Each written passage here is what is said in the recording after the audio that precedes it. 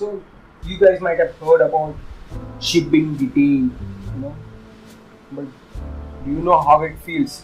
Like, has ever anyone told you like it happened on my ship?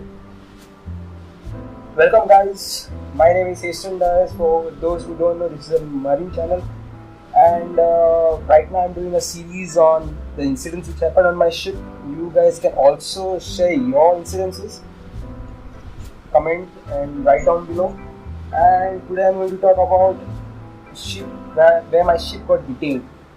And again, my first two ships were so great that I have so many stories that later whenever the other ships were so good that I did not feel like I was sailing anything.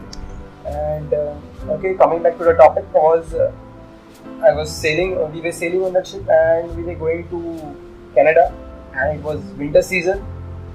So we reached port, and what happened, like PSC came on board and they started the inspection, PSC inspection in Canada. And what exactly happened, again I don't want to tell the name of the ship and the owner also because it was a owner's ship and it was his private jetty, and more than that I don't want to tell. And what had happened is PSC came on board, they started the inspection, and two things which became a problem was fire line was not drained.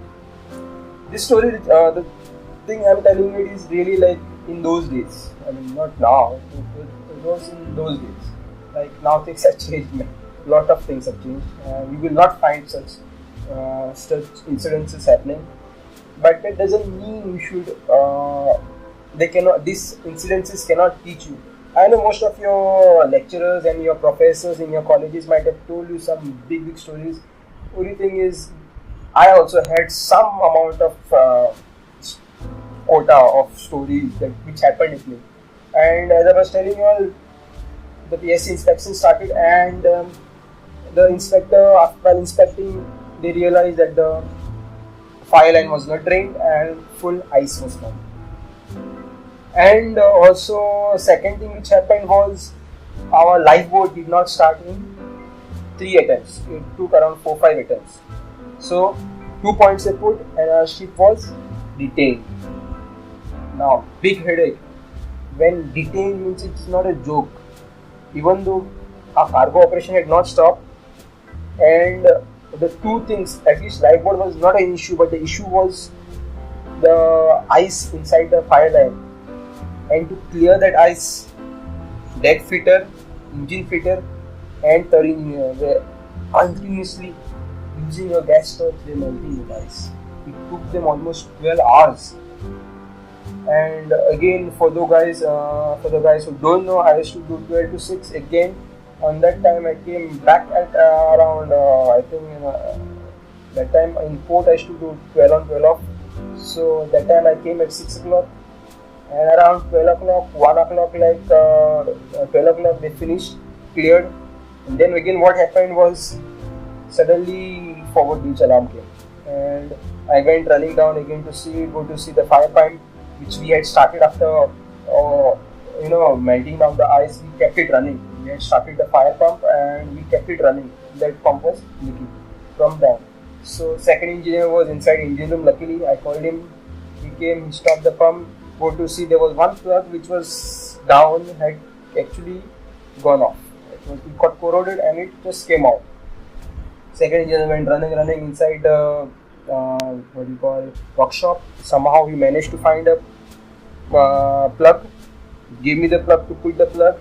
I went to put the plug, and then what I realized was the water is so cold, my hands could not turn. Actually, my hands started freezing, and I could not even just 2 threads, and it was not stopping. And beside, captain phoned, "Arey Baba, don't stop the pump. The water is solidifying. It's forming ice already." Imagine, we just stopped the pump. We are searching for the plug, about to put the plug, and captain calls and says, "Okay, the ice is forming." So that much was the temperature there. So then second engineer went and he put the plug. We started the pump. Then around 1:30, 2 o'clock, PSC comes again. Imagine, at such time they come, and then we are cleared. We checked everything again, luckily we were cleared. Imagine how difficult it is. Actually, we didn't waste any time. We didn't lose any time. I will not say waste any time. We didn't lose any time for the ship. Like the ship didn't have to wait longer because our cargo operation was still going on, and only thing was the brand which we got was detained. So such things is sometimes it is a simple mistake. These are not big issues. These are simple mistakes. What actually had happened while during that voyage also, what had happened was ice formation took place inside winches that the lube oil line is there. Just because the water wasn't drained, water with lube oil had reached the filter, ice got formed and there was no flow of oil because the ice formation took place.